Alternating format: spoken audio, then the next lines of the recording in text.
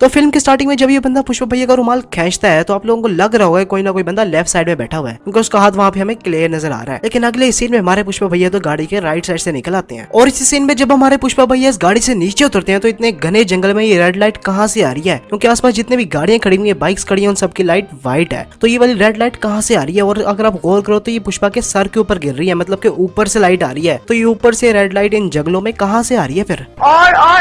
और यहाँ पर आप लोग खुद ही देख लो कि गाड़ी के आसपास कोई भी बाइक नहीं खड़ी हुई, लेकिन अगले सीन में ये वाली बाइक पता नहीं कहाँ से आ जाती है, क्योंकि पहले से कोई नामो निशान नहीं था और अब ये देखो कहाँ से आ जाती है। तो यहाँ पर तब से पुलिस वाले हमारे पुष्पा भैया से मार खा रहे होते हैं। तो यार यहाँ पे मैं ये सोच रहा था कि पुलिस वाले इनके पास गन तो होगी ना, तो पुष्पा को फायर कर दें सीधे सीधा, या उसको डरा दें कि भाई हमारे पास गन है हम फायर कर देंगे। तो तब से मार बोर खा के एंड पे आके पिस्टल निकाल लेते हैं और पुष्पा को भाई सब एंड में पकड़ ही लेते हैं। ये पहले कर लेते तो इतनी मार ना पड़ती। तो यहाँ पर जब हमारे पुष्पा भैया 1 लाख कहते हैं तो ये ड्राइवर एकदम से ब्रेक मार देता है। लेकिन अगर आप गाड़ी के शीशे पर गौर करो तो भाई सब गाड़ी अभी भी चल रही है, तो ब्रेक किस चीज की मारी थी। तो अभी सीन में जब ये बंदा पुष्पा को पैसे देता है तो हमें उसके पैसे साफ साफ दिखाई दे रहे हैं, मतलब कि उसके पैसे जेब से ऊपर निकले हुए और हमें साफ साफ दिखाई दे रहे हैं। लेकिन अगले सीन में पैसे उसके जेब में पता नहीं कैसे चल जाते हैं। तो अब यहाँ पर शाम का टाइम है और बहुत जल्द रात भी होने वाली है, क्योंकि पीछे जितनी भी दुकानें उन सबकी लाइट्स ऑन है, मतलब कि रात होने ही वाली है। लेकिन ये तो अगले सीन में एकदम मस्त धूप निकली हुई है और उससे अगले सीन में एकदम ये बारिश भी स्टार्ट हो जाती है। कुछ समझ नहीं आ रहा ये कैसे हो रहा है। तो यहाँ पर हमारे पुष्पा भैया किसी जीप टाइप की चीज में चढ़ते हैं, लेकिन उससे अगले सीन में हमारे पुष्पा भैया तो किसी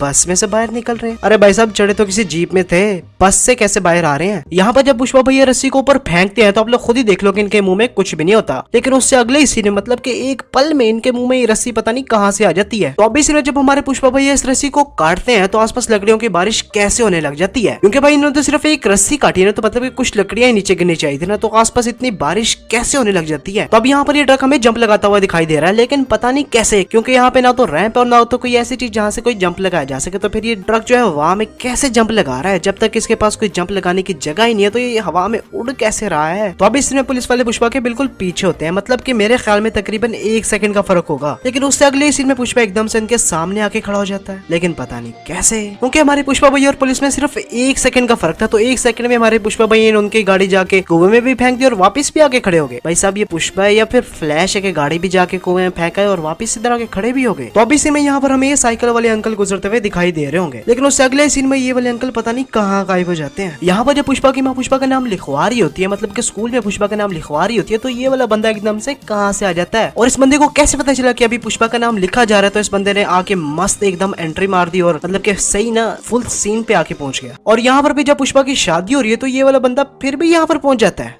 मतलब कि जहाँ जहाँ नाम लिखवाना होता है पुष्पा ने, ये बंदा वहां पर पहुंच ही जाता है किसी तरह। तो अब यहाँ पर पुलिस स्टेशन बिल्कुल सामने होता है, लेकिन ये लोग फिर भी पुष्पा को बाइक पर लेके आ रहे हैं, लेकिन पता नहीं क्या वजह है इसके पीछे, क्योंकि मुझे तो कुछ समझ नहीं आई क्या वजह है। भाई साहब इतने सामने पुलिस स्टेशन और फिर भी बाइक पर आ रहे हैं। तो अब यहाँ पर जब ये बंदा इसको ये चीज मारता है तो इसका बाजू अभी भी इसके साथ ही होता है और अभी भी इसके साथ ही है, लेकिन जो ये बंदा नीचे गिरता है तो इसका बाजू एकदम से लहदा पता नहीं कैसे हो जाता है, क्योंकि हवा में तो ऊपर तो बिल्कुल साथ ही था और नीचे आते ही लहदा हो गया।